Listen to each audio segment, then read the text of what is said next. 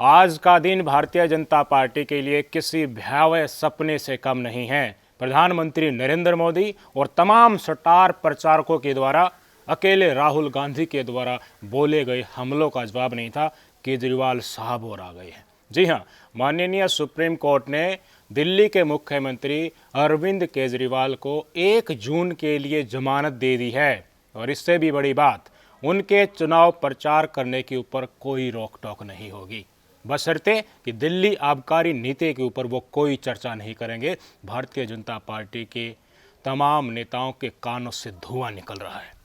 सभी के सभी आम आदमी पार्टी और विपक्ष के इंडिया गठबंधन के नेताओं में जश्न का माहौल है। एक नई क्रांति भारत की राजनीति में आज चिंगारी की तरह उबल गई है और ये राजनीतिक उफान को लेकर आएगी, जिसके साथ संवेदनशीलता होगी और अरविंद केजरीवाल की विकास मॉडल और इंडिया गठबंधन की यूनिटी से भाजपाइयों के नींद, दिन और रात की चैन सब कुछ उड़ने वाला है। प्रधानमंत्री नरेंद्र मोदी जी बहकी बहकी बातें तो कर ही रहे थे, लेकिन अब उनका क्या होगा, वो क्या मुख से उगलेंगे, आपको अंदाजा आराम से लग गया होगा। आज सुप्रीम कोर्ट ने सुप्रीम कोर्ट में ईडी से चोटी तक का जोर लगा लिया। बहुत सारी दलीलें, असंख्य दलीलें पेश कर दी कि मुख्यमंत्री अरविंद केजरीवाल को जमानत न मिले। उन्होंने कहा कि मौलिक अधिकार नहीं है प्रचार करने का, कानूनन अधिकार नहीं है, ये ग्राउंड नहीं है जमानत देने का।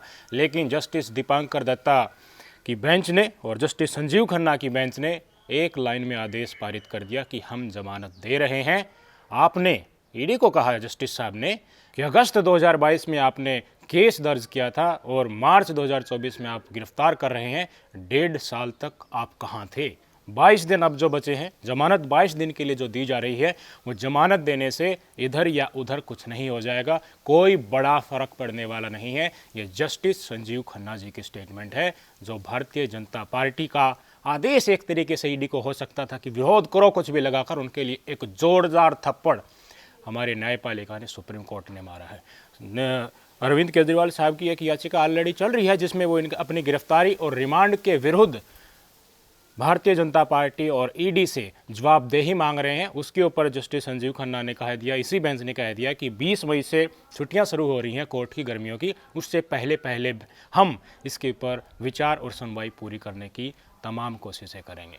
मैं चाहता हूँ नाइट मेयर जो भारतीय जनता पार्टी के लिए एक भयावह सपना आज जो देखा है, उसके रिजल्ट क्या होने वाले हैं, वो इसी से पता लग जाएगा कि ईडी ने कितना जोर लगाया अरविंद केजरीवाल साहब की जमानत को रोकने के लिए। कई दलीलें हुई, सवाल जवाब हुआ। अरविंद केजरीवाल से भी पूछा गया कि आपने संबंध का जवाब क्यों नहीं दिया, और ईडी से भी पूछा गया कि तुम्हारा इसी समय पर तुम्हें गिरफ्तार क्यों करना था। लेकिन आज इतनी दलील, जो पूरे लिस्ट आपकी स्क्रीन पर दिखाऊंगा, उससे आपको स्पष्ट हो जाएगा कि ईडी को आदेश कहाँ से था अरविंद केजरीवाल को जेल में रखने का। और अब अरविंद केजरीवाल जमानत पर चुनाव प्रचार करने का उनको खुलेआम छूट मिल गई है, तो दहाड़ेंगे तो लेने के देने पड़ जाएंगे। असली संकट खड़ा हो गया है भारतीय जनता पार्टी के लिए आगे आने वाले चरणों में। दिल्ली में तो मतदान होने अभी बाकी ही है, पंजाब में होने अभी बाकी ही है, और भी बहुत सारे राज्यों में जहां इंडिया गठबंधन अब एकजुट होकर रैली करेगा, चुनाव प्रचार करेगा। आज ही ऐलान कर दिया आम आदमी पार्टी ने कि हम हमारा सारा कैंपेनिंग करने का जो शेड्यूल था उसको बदल रहे हैं, नए सिरे से प्रचार की रणनीति आज ही बनाकर पेश कर देंगे। विपक्ष ने तमाम सुप्रीम कोर्ट के इस ऑर्डर का, चाहे वो पवन खेड़ा जी हों, राहुल गांधी जी हों, पूरे विपक्ष ने इसका स्वागत किया है और कहा है कि जल्द ही झारखंड के पूर्व मुख्यमंत्री हेमंत सोरेन को भी रिहा कराया जाएगा। मैं चाहता हूं कि सुप्रीम कोर्ट ने क्या वर्डिक्ट दी है और ईडी ने क्या दलीलें दी हैं, वो अपनी स्क्रीन पर आप देखें। सबसे पहले ईडी की दिखाना चाहूँगा। सबसे पहला क्या कहा गया कि चुनाव के दौरान प्रचार करने का अधिकार मौलिक अधिकारों में शामिल नहीं है, ना ही ये संवैधानिक अधिकार है और ना ही कानूनी अधिकार है। पहली दलील ईडी की कि देखिए, जिस ग्राउंड के ऊपर अरविंद केजरीवाल जमानत मांग रहे हैं, अंतरिम जमानत मांग रहे हैं कि हमें चुनाव प्रचार करना है, मैं मुख्यमंत्री हूं, ये कोई मौलिक अधिकार नहीं है। ऐसा कोई बेसिस है नहीं कि इस बेसिस पे हम देखिए एक्सेप्ट कर ले कि इनको जमानत दी जा सकती है। पहला तो ये। दूसरा, हमारी जानकारी में किसी भी राजनेता को अंतरिम जमानत नहीं दी गई है। अगर कोई नेता चुनाव नहीं लड़ रहा हो, ऐसी स्थिति में भी जमानत नहीं दी गई है। लड़ रहा हो या नहीं लड़ रहा हो, पार्टी हो या नहीं पार्टी हो, यानी कि दिखाने की कोशिश की ये बेशक से मुख्यमंत्रियों पर हमारे लिए आम आदमी है, टाइमिंग पर भी सवाल मत उठाओ। तीसरा पॉइंट, ऐसा नहीं है कि किसी राजनेता को अंतरिम बेल मिल जाए तो उसे गिरफ्तार नहीं किया जा सकता या जुडिशियल कस्टडी में नहीं रखा जा सकता। यानी कि अगर कोर्ट ने जमानत दे भी दी तो उनको फिर से जेल के अंदर ठूसने का पाबंदी और प्रोग्राम भी आगा घेरा घेर के कर रहे हैं। इसलिए जुडिशियल कस्टडी में रखा अगर उनका गया था, 1 जून तक जमानत मिली है, तो सुप्रीम कोर्ट ने आज आदेश भी दिया है कि 2 जून को हर हालत में उनको अरविंद केजरीवाल जी को सरेंडर करना होगा। ये पूरी जमानत नहीं है, ये अंतरिम जमानत है जो 1 जून तक, जब तक चुनाव कार्यक्रम चलेगा, प्रचार होते रहेंगे, तब तक ही दी गई है।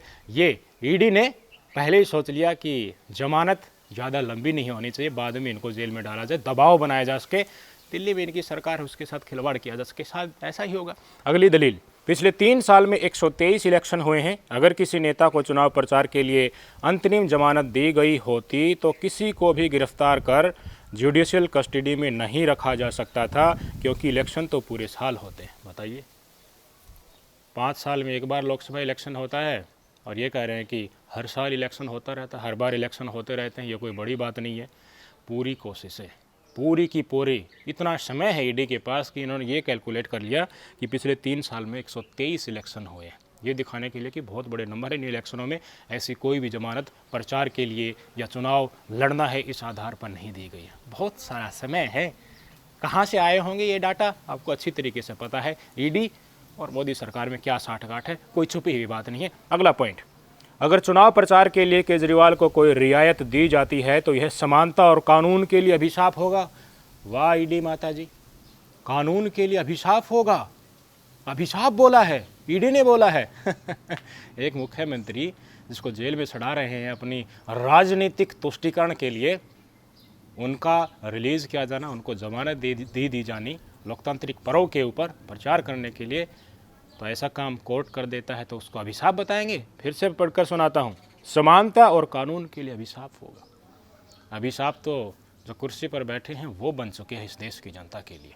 हर वर्ग को पता है कि सबसे बड़ा दाग और धब्बा और अभिशाप कौन है और कौन वरदान है, इस देश की जनता को बखूबी पता चल चुका है। तीनों चरणों में तस्वीरें निकलकर सामने आ चुकी हैं और साम दाम दंड भेद, कभी सूरत, कभी इंदौर, कभी गुजरात में ईवीएम मशीन के साथ खेला करना, बूथ कैप्चर करना, बच्चों से वोटिंग करवाना, ये चीज़ें तो हमने देखी ना डंके की चोट पर। वोटर्स खड़े हुए हैं और बीजेपी वाले उनका बटन ईवीएम में ठकाठक दाब रहे हैं। भाजपा नेता कह रहा है तो ईवीएम तो मेरे बाप की है। तो अभिशाप कौन है आप अच्छी तरीके से समझते हैं। अब सुनाना चाहूँगा कि ईडी की ये राम कहानी सुनने के बाद सुप्रीम कोर्ट ने क्या क्या दलीलें दी और किस तरीके से फटकार लगाकर ईडी, जो भारतीय जनता पार्टी की एक मुखबरी बनी हुई है, मुख बना हुआ है, मुखपात्र बना हुआ है, उनको करारा जवाब हमारी न्यायपालिका ने दिया है। सुप्रीम कोर्ट ने 4 कमेंट दिए हैं और एक शर्त रखी है। पहला कमेंट क्या है, जस्टिस संजीव खन्ना और जस्टिस दीपांकर दत्ता ने कहा केजरीवाल कोई आदतन अपराधी नहीं है, हैबिचुअल ऑफेंडर नहीं है, बार बार इस तरह का अपराध इन्होंने नहीं किया है, तो इनके केस को कंसिडर किया जा सकता है, जमानत दी जा सकती है। पहले भी कहा था और आज भी इस बात को रिपीट किया है। तो ईडी की आंखें थोड़ी हरी होने लगी होगी कि आगे इनका स्टेटमेंट क्या आने वाला है। दूसरी दलील, यह एक अभूतपूर्व परिस्थिति है। लोकसभा चुनाव जारी है, वे दिल्ली के चुने हुए मुख्यमंत्री हैं। ईडी तो कह रही है कि हमारे लिए सब बराबर हो, नेता हो, मुख्यमंत्री हो या कुछ भी हो, चुनाव तो हर साल चलते रहते हैं। लेकिन सुप्रीम कोर्ट तो मान रहा है कि दिल्ली के चुने हुए मुख्यमंत्री है, अभूतपूर्व परिस्थिति है, इसलिए जमानत तो देना पड़ेगा।